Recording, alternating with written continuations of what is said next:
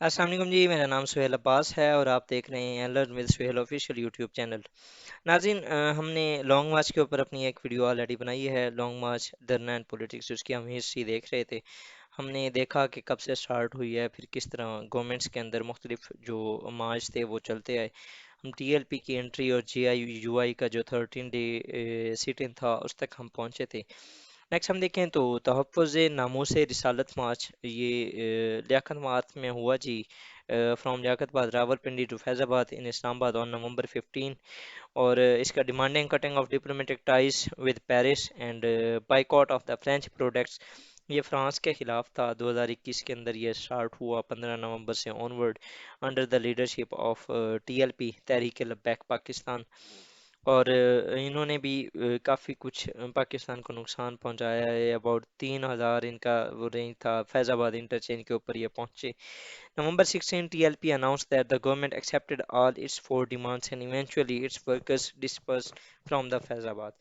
In the first week of 2021, however, under the new leadership of Hafiz Saad Rizvi, जो कि एक successor थे of खादिम हुसैन रिजवी और उनके सन भी थे, TLP threatened to relaunch its protest if the government did not fulfill its promise of expelling French ambassador by Feb 17।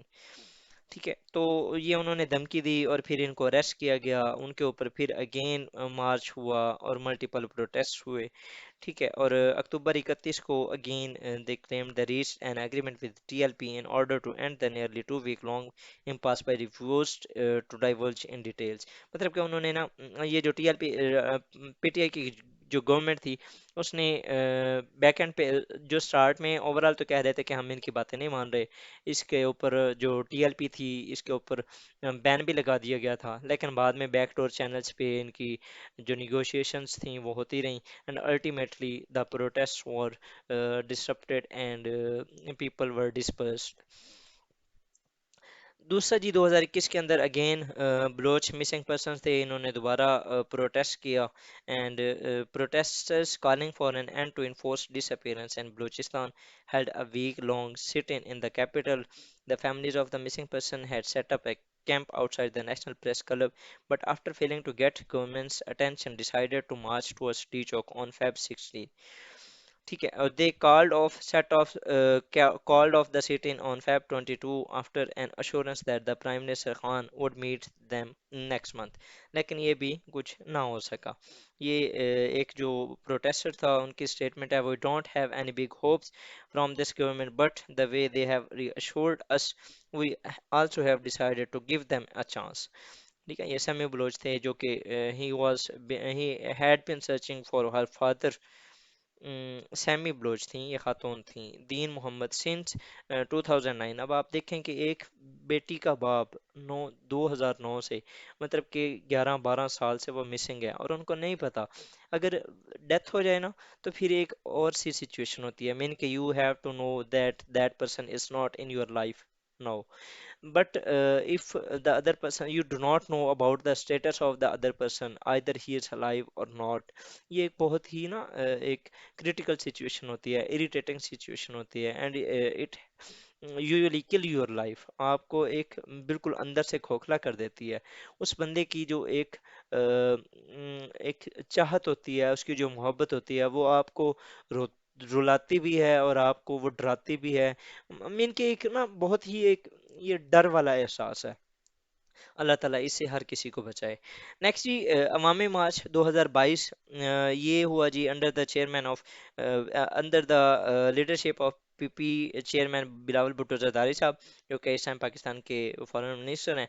उन्होंने कहा जी कि party would take out an anti government long march dubbed the Awami march to Islamabad travelling through 34 cities and towns। And on Feb 28, scores of workers set out from Bilawal, Churangi and Karachi, Clifton. During the march, Bilawal lashed out the PTI government and Imran Khan and holding the responsible for the country's woes.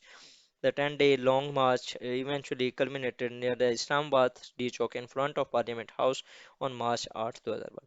मतलब कि ये Feb 8 28 से start हुआ, मार्च 8 को ये तकरीबन ख़त्म हुआ था डी चौक में। और ओवरऑल इनका जो स्टांस था वो भी एंटी गवर्नमेंट ही था। लॉन्ग मार्च अगेंस्ट इम्पोर्टेड गवर्नमेंट अब स्टार्ट हुआ है जी, जो कि मई में हुआ। द पीटीआई मई के अंदर भी हुआ और अब अगेन दोबारा अभी अक्टूबर के अंदर दोबारा स्टार्ट हुआ है। और जो मई के अंदर हुआ था वो भी यही था कि आपने हमें इलेक्शंस की कैंपेन वगैरह देनी है और इलेक्शंस की डेट वगैरह देनी है। The call was the assemblies to be dissolved and the government to give a date for early and transparent elections. मकसद क्या था जी? To get back into the power. तो अब अभी जो इस टाइम लॉन्ग मार्च चल रहा है उसमें भी ये है जी कि हकीकी आज़ादी मार्च, और हम तब तक नहीं हटेंगे जब तक हमें इलेक्शन की डेट ना दे दी जाए। तो ये बेसिकली अब हम इसके इम्पैक्ट्स देते हैं और इसके जो ऑब्जेक्टिव्स हैं वो उनको थोड़ा सा एनालाइज करने की कोशिश करेंगे कि क्या these protest and long March for the help of the people, मतलब कि क्या वो हमारे लिए सही थे। अगर हम इसके पॉलिटिकल इम्पैक्ट्स देखें तो the incoming citizens of the strongest party can create serious political crisis. इससे क्या होता है कि आपकी जो इकोनॉमी होती है ओवरऑल वो डिरेल होती है, आपकी जो पॉलिटिकल गवर्नमेंट और अपोजिशन के दरमियान जो आपका गैप है उसको वाइडन करता है। ये डिवीजन होती है, पोलराइजेशन ऑफ द पीपल होता है, और मल्टीपल जो हैं इसके इम्पैक्ट्स हैं, पॉलिटिकल इम्पैक्ट्स। अगर आप इसके economic losses and economic meltdown के ऊपर बात करें तो ये एक स्टडी है according to an authoritative study covering 130 countries title the economic of social unrest. On average, major unrest events are followed by a 1% point reduction in GDP 6 quarters after the event। मतलब कि आप ये देखें कि अगर कोई एक इस तरह का मेजर इवेंट होता है तो वो कहता है जी कि 1% जीडीपी अगली आने वाले 6 क्वार्टर्स में वो आपकी डाउन होती रहती है। मीन कि आपकी इकोनॉमी की जो ग्रोथ है उसको वो इतना एक धचका लगाती है, आपकी ये जो पोलिटिकल इंस्टेबिलिटी होती है। In Pakistan's case, this long march is taking place in the midst of an economic meltdown, which has the potential of depressing our economy to the new depths। हम हमारी ऑलरेडी इकोनॉमी वीक है और उस situation में जब ये long मार्च हो रहे हैं तो ये क्या करेंगे? A long March in the midst of an oil shock. अब अगी अभी अगर आप देखें तो जो दुनिया के अंदर वॉर्स चल रही हैं, ऑयल वॉर्स चल रही हैं, ट्रेड वॉर्स चल रही हैं, and at that time Pakistan and climate change की वजह से हम जो एक थ्रेट्स का शिकार हैं वो एक अलग चीज़ है। And at that time Pakistan was needed to focus on the woes of its economy, on the woes of its politics and जो सोशल इश्यूज थे उनके ऊपर। लेकिन we are working on highlighting our politics and propaganda politics. मतलब कि हम जो कोशिश कर रहे हैं वो अपनी वही पॉलिटिकल जो लैंडस्केप है उसी को चमकाने की कोशिश कर रहे हैं। ठीक है, उसके बाद ये इकोनॉमिक डाउनफॉल होगा, करेंसी अनस्टेबल होगी। ठीक है, इकोनॉमिक इश्यूज होंगे, इन्फ्लेशन होगी, current account deficit, foreign exchange reserves और मल्टीपल इश्यूज होंगे। अगर हम सोशल इम्पैक्ट्स को देखें तो struggle of power and game of throne क्या करेगी जी? कंसर्न्स ऑफ पब्लिक उसको ख़त्म करेगी। Populist slogans with little pragmatism, real आज़ादी क्या हो जानी है? और उन्होंने जो 3.5 साल में किया बाद में भी आके वही करेंगे। And it is almost in my view the strong rigidity in Khan's politics is ultimate a threat for the future of Pakistan। उसके बाद ये self interest are pursued rather than public interest, क्योंकि जब भी देखा गया है तो इलेक्शंस की बात की गई है और वो क्या करते हैं जी to get back into the power. उसके बाद ये पॉलिटिकल प्रेशर जो होता है वो derails the government to focus on socio economic issues. अभी अगर आपको एग्जांपल दूं तो फ्लड्स हुए और इधर से खान के धरने स्टार्ट हुए। खान के धरनों को ज़्यादा जो वो दी जा रही थी, आप अगर फॉर एग्जांपल न्यूज़ के अंदर भी देखें तो उनको ज़्यादा हाईलाइट किया जा रहा था इंस्टेड ऑफ फ्लड्स। तो ये भी बहुत इशू होता है। अगर social unrest and polarization calls radicalization of youth, ये ऑलरेडी मैं डिस्कस कर चुका हूँ। Social issues further make social institutions from bad to the worst, तो ये भी एक मसला है। अगर हम ओवरऑल देखें तो political instability is directly proportional to economic instability. Democratic culture आपका तबाह होता है, सोशल कॉन्ट्रैक्ट आपका ख़राब होता है। उसके अलावा कॉन्स्टिट्यूशनल डेटरेंस उसके मसले होते हैं। फ्यूचर कोलिशंस का मतलब कि हमें मसला रहेगा। सिविल मिलिट्री जो डिवीजन होती है, judicial influence in the activism in politics, ये एक नया जो आपका मेजर एक वो है अगर आप कहें तो फैक्टर जो कि इन्वॉल्व हुए हैं। पहले जो गवर्नमेंट थी वो बेसिकली तीन लोगों के दरमियान चलती थी, पाकिस्तान पीपल्स पार्टी, पाकिस्तान मुस्लिम लीग नवाज शरीफ, और आर्मी इस्टेब्लिशमेंट। बट अब जो है वो फैक्टर्स पांच हो चुके हैं, इनके अंदर पीटीआई भी ऐड हो गई है और जुडिशरी भी ऐड हो गई है। तो सिचुएशन जो है वो और ज़्यादा ख़राब हो गई है। Pakistan relation with major powers are on the verge, तो ये सारे क्या हैं जी, पॉलिटिकल क्राइसिस की वजह से इशू हैं।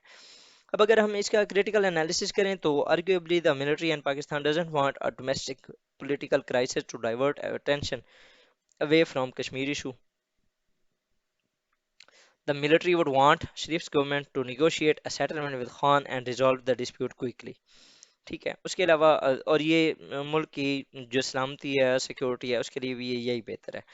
Next is the opposition's decision to stay sit in against the ruling party and the demand for new elections are bold attempts which only leave space for a head-on collision between major political and national security actors in the country.